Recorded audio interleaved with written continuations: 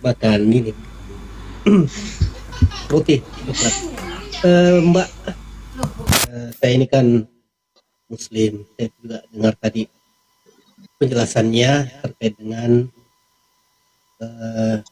pertanyaan terkait dengan yang bertanya sebelum saya ini, ya. Mbak Mikana menjawab bahwa secara tidak langsung kita sebenarnya sudah menyalib Yesus itu sendiri. Kenapa sampai Yesus tidak menunjukkan saja kekuasaannya pada saat itu? Kenapa mesti dia tersalib? Kemudian ini kan sebenarnya yang menyalib ini adalah godaan-godaan dari iblis, ya. Anggaplah seperti itu. Saya juga kurang memahami terkait dengan pemahaman Kristen. Mengapa ini iblis tidak dimusnahkan saja sekalian? Kan kita ketahui bahwa sesuai tema Yesus ini adalah sang pencipta segala sesuatu, termasuk mungkin iblis. Saya kurang tahu, mungkin bisa dijelaskan apakah memang Yesus di sini tidak menciptakan iblis, ataukah memang dia menciptakan iblis dan membiarkan iblis menggoda manusia untuk menyalib dirinya. Nah, itu yang perlu saya pahami dari pemahaman Kristen ini. Silakan dijelaskan, Mbak.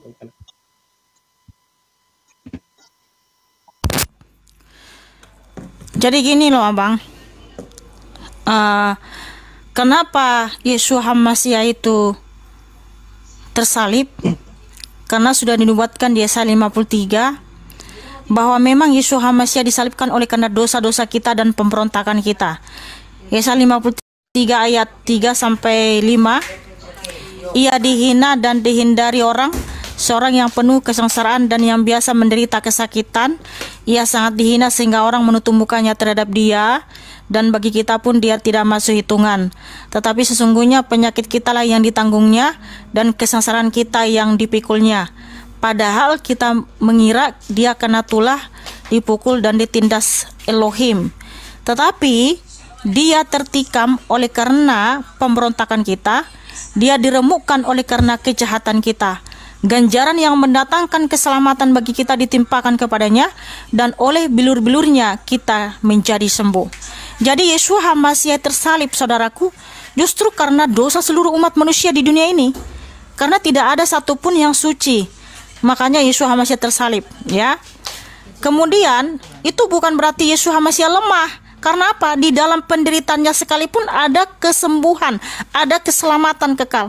Jadi darahnya yang tercurah itu, Bang, ketika dicambuk, itu membawa keselamatan kekal. Ini kenapa lampunya mati nih, guys?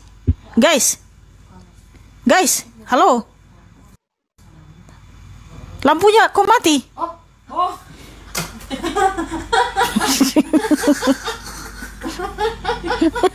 Aduh, sini Raini loh. Jadi ya Bang, ya mohon maaf Bang, tadi ada intermezzo sedikit ini. Orang ini jahil banget nih, mati lampu mas tiba-tiba gelap. Ya, jadi oleh karena darah Yeshua HaMasyiah lah kita bisa diampuni, disucikan, sehingga kita bangkit untuk hidup yang kekal. Ya, jadi kalau menurut orang yang tidak paham Bang, penyaliban itu kayaknya lemah. Tidak, justru itu kemuliaan Yeshua HaMasyiah. Karena di dalam darahnya itu Bang ada keselamatan kekal. Makanya Yeshua HaMasyiah berfirman di Matius 26 ayat 28. Inilah darahku yang ditumpahkan bagi banyak orang sebagai perjanjian baru untuk pengampunan dosa. Makanya hanya darah Yeshua HaMasyiah yang bisa membawa kita masuk surga Bang. Tanpa itu tidak ada seorang pun yang bisa masuk surga. Saya jamin, ya bukan saya jamin ya, Yeshua HaMasyiah, siapa saya, mohon maaf ya, bukan saya. Firman Tuhan menyatakan dengan tegas, tidak ada seorang pun yang bisa masuk surga tanpa melalui darah Yeshua HaMasyiah. Karena tanpa penumbahan darah tidak ada pengampunan. Ibrani 9 ayat 22. Jadi jangan abang pikir ketika Yesus Hamasiah mengalami penderitaan di atas kayu salib. Oh lemah, oh no abang ya. Justru itu terbukti dia Elohim yang maha pengampun, maha pengasih dan maha penyayang. Dan darahnya abang sudah terbukti mengampuni umatnya yang percaya kepadanya, sehingga ada yang bangkit dari kuburan bang. Wow, haleluya, haleluya. Ada yang bangkit di kuburan, dan kuburan banyak terbuka, dan banyak orang dibangkitkan dan ditempatkan di surga. Efesus 4 ayat 8-10. Wah, haleluya, haleluya. Kemudian bang, dengar ya. Bukan rencana iblis untuk menyalibkan Yesua. Justru iblis nggak mau Yesua itu disalib. Karena waktu Yesua Hamasiah, ya makanya dengar ini ya. Waktu Yesua Hamasiah menyatakan kepada rasul-rasulnya di Matius 16 ya, ayat 21, sejak saat itu Yesua mulai menunjukkan kepada para murid-muridnya bahwa seharusnya dia pergi ke Yerusalem dan menderita banyak hal dari para tua-tua dan imam-imam kepala dan para ahli kitab, dan dibun-bun dan bangkit pada hari yang ketiga. Namun sambil menarik dia, Petrus mulai menegur kepadanya dengan berkata, "Ada rahmat atasmu ya Tuhan, hal itu sekali-kali tidak terjadi atasmu." Ya, Petrus melarang dan mau mengatakan seperti ini, itu nggak akan terjadi bagimu, karena Petrus ini sudah dipakai oleh Satan. Makanya apa kata Yesua Hamasiah kepada Rasul Petrus? Kepada rasulnya aja dia bilang begini ya. Namun seraya berpaling dia berkata kepada Petrus, enyalah dariku Satan. Ya. Engkau adalah batu sandungan, karena engkau tidak memikirkan perkara-perkara Elohim, melainkan perkara-perkara manusia. Jadi bukan rencana iblis supaya Yesua disalibkan. Justru iblis itu tidak mau jika Yesua Hamasiah disalibkan, mati dan bangkit. Karena apa? Di dalam kematian dan kebangkitan Yesua Hamasiah ada keselamatan kekal, ada pengampunan abang. Makanya hanya iblis dan nabi-nabi palsu yang menolak atau menyangkal penebusan di atas kayu salib.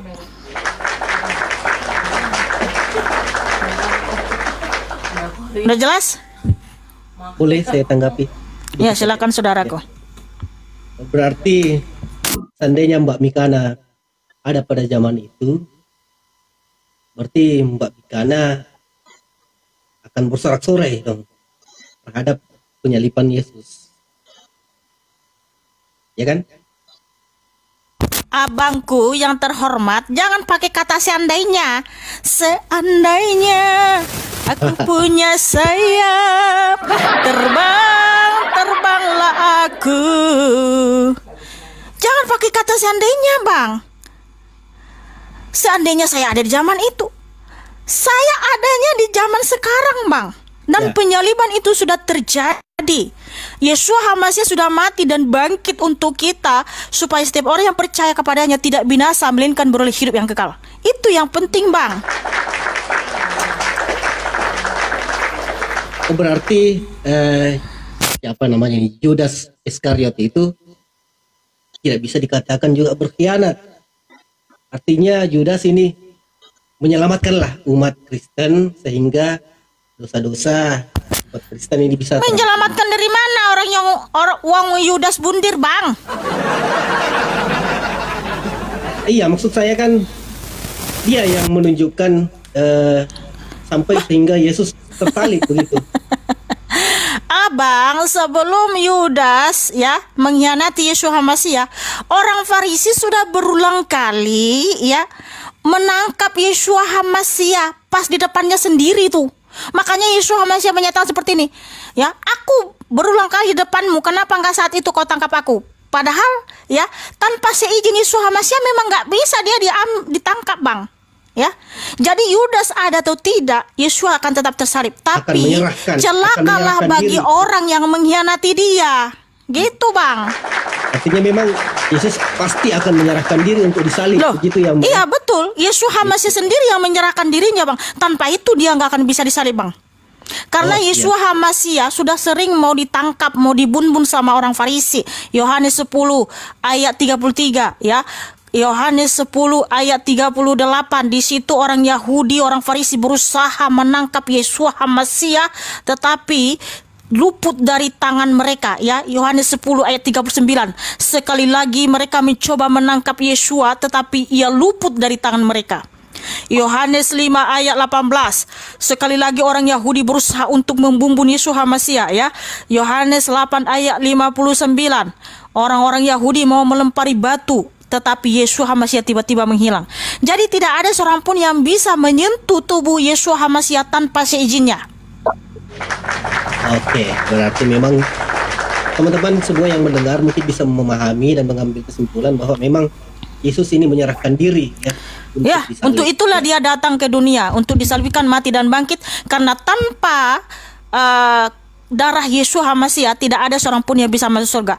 Tanpa Yesus mati dan bangkit tidak ada seorang pun yang bisa bangkit untuk hidup yang kekal. Oke, ya. Jadi saya menyerahkan saja ke teman-teman yang menyaksikan bahwa inilah proses yang mesti dipahami. Oke, Bang. Ya. Tapi mohon maaf, Bang. Gini, Bang. Saya mau tanya dulu sama Abang.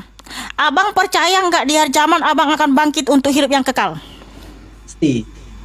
Oke, good. Kenapa Abang begitu yakin akan bangkit di hari zaman untuk hidup yang kekal? Apakah Tuhanmu sudah pernah mati dan bangkit untukmu sebagai jaminan kebangkitanmu di hari zaman? Oh, tidak mesti. Kenapa mesti Tuhan mati untuk? Dia kan yang menyediakan hari kebangkitan. Lalu mana bukti logisnya, ya, bahwa engkau bangkit di hari zaman? Tuhanmu sudah pernah mati dan bangkit untukmu sebagai jaminan kebangkitanmu di hari zaman. Tuhan tidak mesti mati. Lalu kenapa kau begitu yakin di hari zaman ada kebangkitan? Haruskah Tuhan pergi dulu mati? Iya, sebagai jaminan kebangkitan kita. Dia kan dari awal. Lalu apa jaminan keselamatanmu kalau begitu?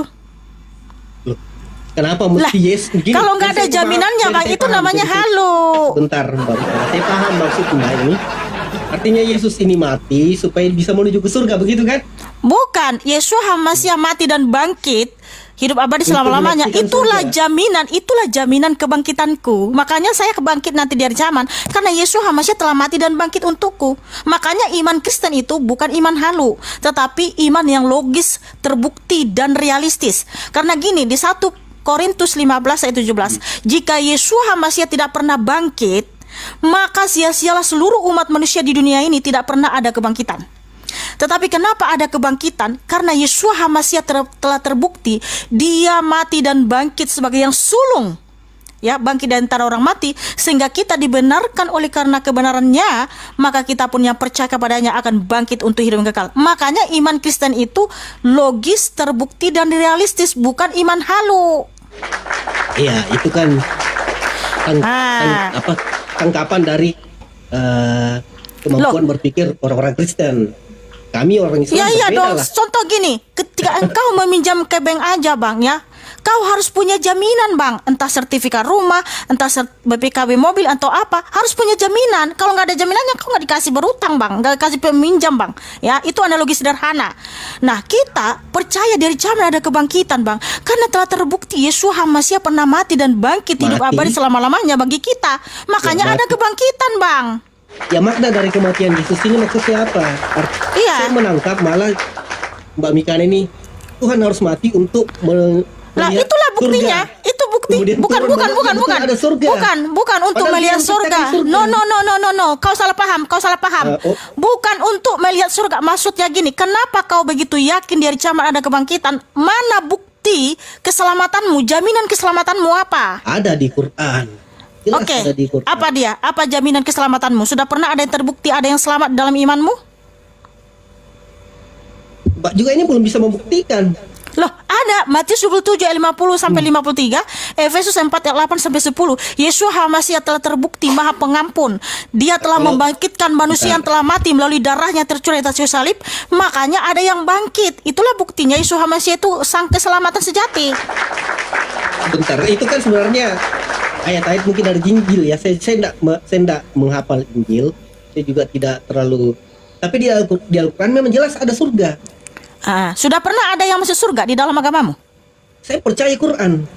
Siapa yang pernah masuk surga di dalam agamamu?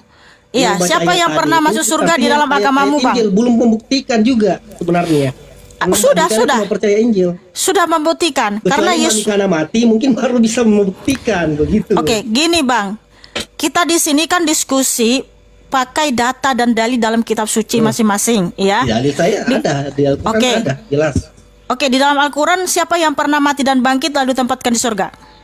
Ada, pernah. Ada, pernah. Tidak, kalau kita kan berbicara mengenai surga. Surga jelas ada dijelaskan di Al-Quran, begitupun juga Mbak Mika. Iya, bukti Membacakan. real bahwa surgamu itu nyata. Sudah pernahkah Tuhanmu membangkitkan orang mati lalu ditempatkan di surga? Ada dong di Quran. Oke, juga mana ada. dalilnya? Silakan dalilnya tunjukkan, Di saudaraku. Al-Baqarah. Atas Oke, izin di Al-Baqarah Allah. berapa? Di Al-Baqarah berapa? Gini, ada dijelaskan. Bisa mungkin di search. Saya juga tidak. Kalau saya mau search saya dapat ini. Ya, silakan share, saya tunggu. Saya jelaskan saja. Oh boleh. Ya. Siapa yang pernah apakah sudah pernah ada yang mati dan bangkit di dalam Ada. agamamu Itu di lalu dalam- ditempatkan di surga? Ada. Ya. Ya, silakan Dalam kisah tunjukkan Nabi dalilnya. Musa, dalam Musa. kisah Nabi Musa. Ya. Dalam kisah Nabi Musa. Ya. Musa itu orang mana? Bangsa mana? Saya nggak usah bertanya seperti itu. Saya di Al-Quran juga jelas ada Nabi Musa. Hah? Pada zaman itu ada yang meninggal, kemudian dipukulkan dengan bagian sapi, ya. Dia hidup kembali. Seperti Iya, itu. Musa itu orang mana, Bang? Itu kan tidak penting, esensinya bukan seperti itu. Loh, karena Juga gini, yang Bang, bertanya kalau seperti apa, kisahnya ada di Al-Quran. iya, supaya Dengan benar sapi, itu dia bisa hidup nyata. kembali. Oke. Itu Paling atas tidak. izin Allah. Oke, kalau begitu Kalaupun mau dibandingkan dengan Tuhan Yesus bisa menghidupkan, artinya oke, di mana dalilnya, Bang, Sama, bahwa sama Allahmu kemampuannya. sudah membangkitkan orang mati dan tempatkan surga? Udah gitu aja. kalau seperti itu sebenarnya di Al-Quran sudah dijelaskan bagaimana orang bisa masuk surga. Kalau membuktikannya saya tidak bisa membuktikan bahwa Loh. kecuali Mbak Mikana mati mungkin bisa melihat bagaimana itu surga. Ini kan kita pakai data, Bang. Kalau di dalam Alkitab yang disaksikan para nabi dan para rasul, ada rasul dan nabi yang menyaksikan bahwa Yesus Hamasiah itu adalah Maha Pengampun. Dia sudah banyak menempatkan umatnya di surga. Nabi Elia, Nabi Henok, terus kemudian yang dilihat Rasul Paulus di 1 Korintus 12 ayat 2, ya. Kemudian Matius 27 ayat 50 sampai 53, Efesus 4 ayat 8 sampai 10. Jadi banyak nabi dan rasul yang menyaksikan secara langsung Yesus Surga. Hamasiah adalah Bapa Yahweh itu sendiri. Dia mengangkat umatnya ke surga. Seperti yang menyaksikan ini juga sudah menyaksikan surga. Iya, Nabi Elisa melihat, Nabi Elisa melihat bahwa Elia terangkat ke surga, diangkat ke surga, ya. Oh. Kemudian Kalau kamu berdasarkan Rasul Paulus melihat Oh, ya, ada silakan. orang Kristen. Rasul Paulus melihat ada orang Kristen yang naik ke surga, diangkat ke tingkat 3 dari surga, yaitu di 1 Korintus 12 ayat 2 nih, ya. 1 Korintus 12 ayat 2. 2 Korintus 12. 2 Korintus 12 ayat 2. Ya, ini, Bang, ya. Rasul Paulus melihat ada orang Kristen, yaitu pengikut Yesus Hamasiah, diangkat ke tingkat 3 dari surga. Kemudian Nabi Elisa melihat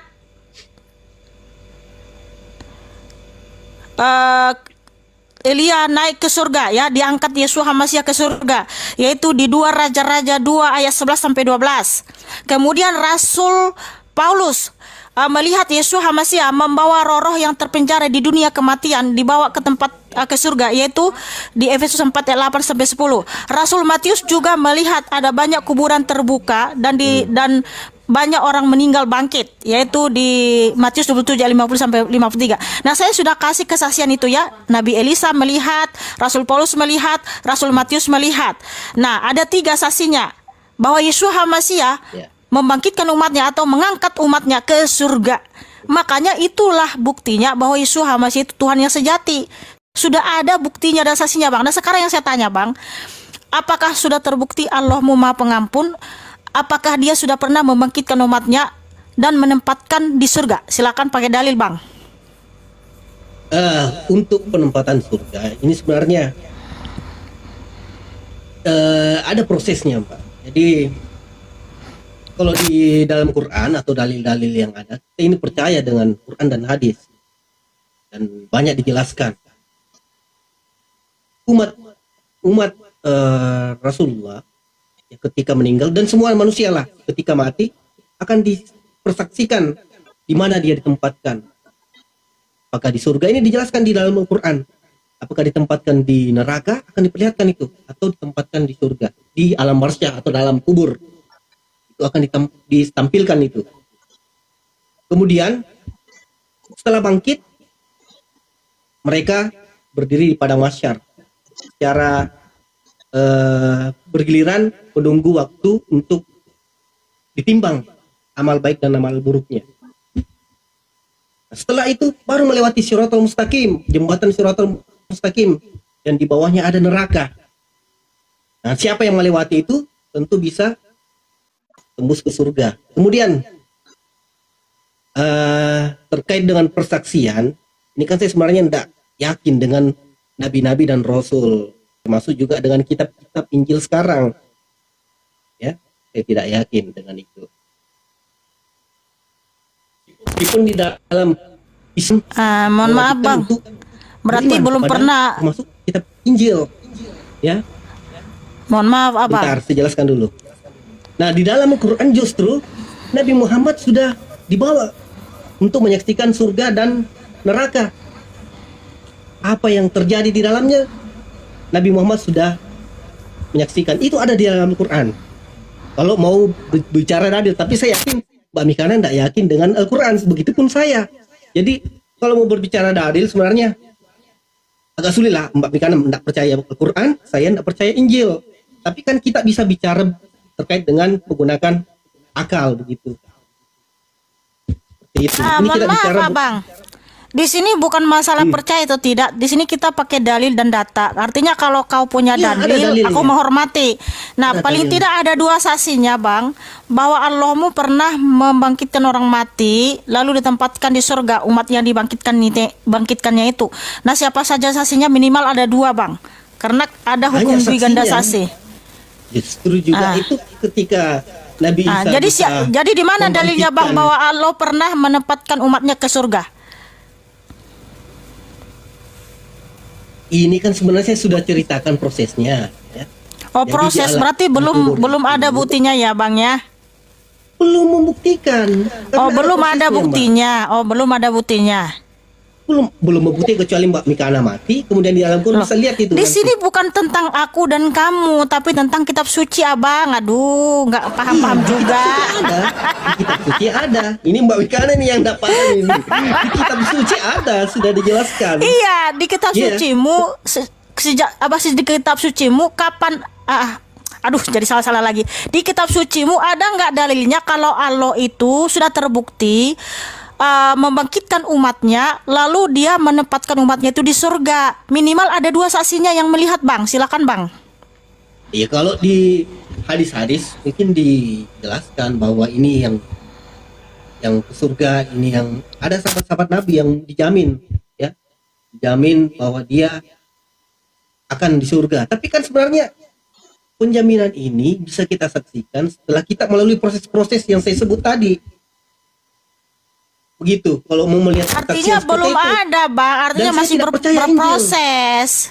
Loh, di Al-Quran ada dijelaskan Ini bukan surga. masalah Bang, kalau Abang bilang nggak percaya sama Injil, sementara Abang disuruh mengimani Injil loh. Di dalam kitab Iya, Injil Injil ada yang cahaya dan sekarang. petunjuk, Bang. Wilayah Injil yang sekarang kan berbeda dengan Injil. Hah? Berbedanya di mana, Bang? Injil yang sekarang sama yang dulu sama aja, Bang. Lah, Lah, gua ketawa, Bang. Emangnya Abang bisa membuktikan apa perbedaan Injil yang dulu dan sekarang? Sama saja toh? saya tidak ingin masuk lebih jauh dari ranah itu. Artinya Abang cuma asumsi doang. Bukan asumsi.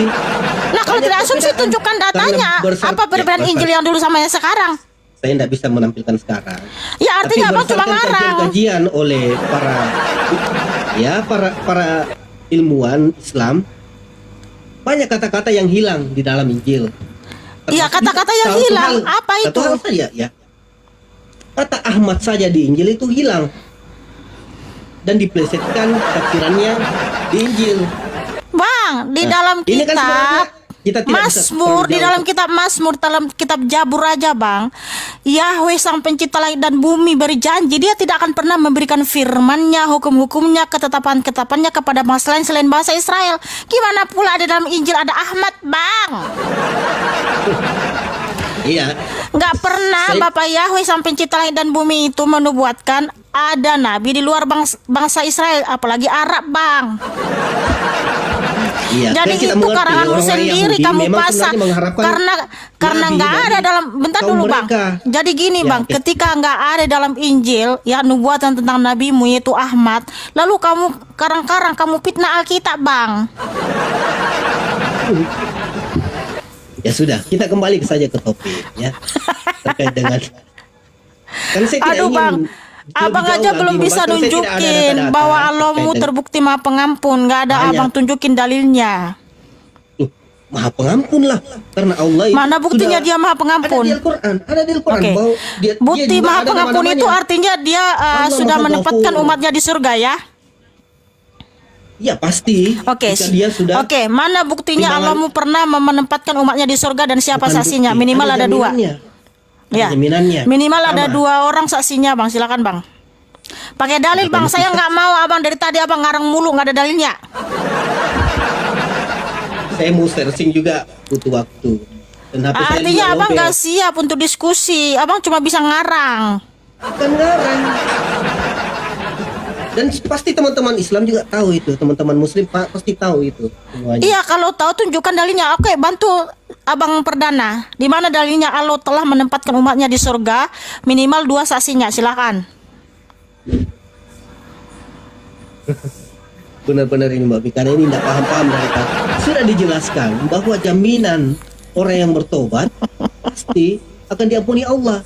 Dan jika timbangannya nanti di surat Itu kan Al-Fatihah masih oleh nanti proses-proses- Bang. Belum ada buktinya toh Bang. Iya, kalau ini kan Mbak Mika mau melihat secara real. Kalau mau saksi Ya iya saksi dong. seperti Mana itu, datanya dalam kitabmu dan siapa yang menyaksikan?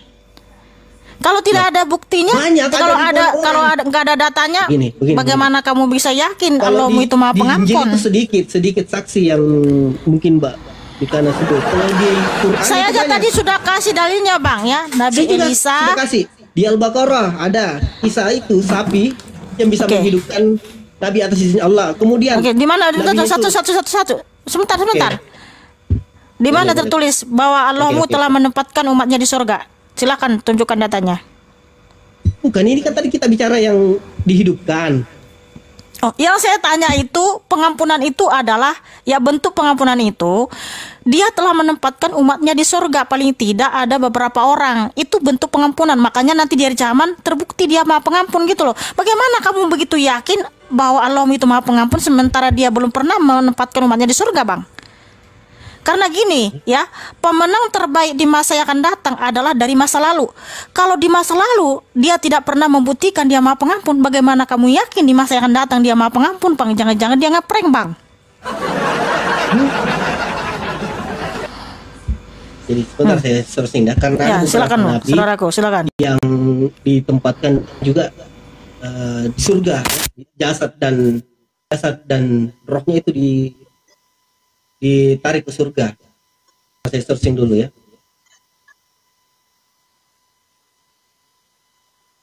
Ya, Jadi kita tunggu saudara kita ini.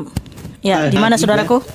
ada nabi yang ditempatkan ya, dibolehkan ditempatkan di surga, itu menunggu hari kiamat, yaitu Nabi Idris alaihissalam. Ya, namun nanti mereka juga akan kembali di padang mahsyar untuk menunggu umatnya, seperti itu. Hah? Dan semua nabi pasti begitu. Ya, Akan apa kembali ini ke abang padang ceritain mahsyar. ini? Ini Nabi Di Idris. mana datanya, Bang? Ini di sini siapa, Bang? Orang mana dia? Ini kan sebenarnya Mbak Mikana mau butuh bukti saksi dari Injil atau bagaimana? Kok jadi Injil sih? Yang saya tanya kita mau Bang kok ke Injil? Nah, kayak kan Mbak Mikana lebih percaya Injil. Nah, saya sebutkan ini Al-Quran. Kalau ada datanya dalam Quranmu, saya pasti hargai, Bang. Iya, itu banyak. Makanya saya sebutkan, termasuk Nabi Isa di dalam Al-Quran. Dia bisa menghidupkan atas izin Allah. Dan itu ribuan orang yang melihat. Kemudian Nabi Musa. Siapa yang melihat Nabi Isa, Bang, bangkitkan? Orang mana Isa ini, Bang? Kok kamu bilang Ini kan- ribuan yang ini kan menyaksikan? susah saya jelaskan karena memang Mbak Mika ini tidak percaya Isa. Kok abang bilang bisa- ribuan yang menyaksikan? Siapa itu ribuan? Umat mana dia, Bang? Ini kan susah karena Mbak Mika ini tidak menerima Isa sebagai nabi. Loh, Kan menyebut Isa bukan sebagai masalah Yesus. saya tidak menerima atau tidak. Kemudian Ada nggak Nabi Musa fakta-fakta juga sejarah Anda tentang pertentang- Nabi Isa, Bang? Fakta sejarah ada di Quran. Hah? Fakta sejarah Ya udah. ada di Quran. Nabi Isa Bagi umat ini Muslim bangsa mana pasti dia, percaya. Bang? Nabi Isa ini bangsa mana dia? Saya tidak paham seperti itu. Ya artinya memang dia. Artinya dianggap fakta sebagai sejarahnya abang orang-orang- nggak bisa pertanggungjawabkan. Saya lebih percaya Quran. Jadi saya pasti Iya. mengacu ke Quran. Iya, saya tahu abang percaya Quran. Tapi ada nggak fakta sejarah tentang Nabi Isa ini, Bang? Bangsa mana dia, Bang? Sehingga ribuan umat menyaksikan dia membangkitkan orang mati, Bang. Ini kan bukan sebenarnya masuk ke substansi dari pembahasan akidah Mbak Mikana dengan Islam. Jadi kita ini sebenarnya ingin menggali dulu ini terkait dengan pemahaman umat Kristen terhadap si Yesus ini yang dianggap sebagai Tuhan. Abang, Yeshua HaMashiach bukan Nabi Isa, Bang. Iya, itu makanya berbeda pemahaman kita. Iya, makanya Saya Nabi Isa menganggap- ini bangsa mana? Gak usah, pasti kalau saya sebutkan lagi pasti akan dipertentangkan lagi karena memang kita Kalau berbeda memang ada data-datanya. fakta-fakta sejarahnya, Dan data-datanya, saya pasti pun saya tidak percaya hargai, Injil. Bang. Makanya saya tidak minta Walah, aduh, penjelasan Tuhan. dari Injil. Jadi kita Udahlah, ini Bang. bermain dengan Belajar logika lagi. dan akal. Hah? Logika Kalau dan bermain akal. logika dan akal Dan nantinya dia- abang itu ngarang. dijelaskan. Bahwa ini makanya Mbak Mikana ini menutup akalnya sendiri, makanya disebut kafir begitu. Gitu. Karena nggak coba bisa pakai buka. data dari makanya hanya bisa bilang kafir. Ya buka diri lah Mbak Mikana ya. Kira teman penonton bisa memahami lah bagaimana Mbak Mikana ini berpikir dengan pengikut-pengikutnya. Kira begitu. Iya.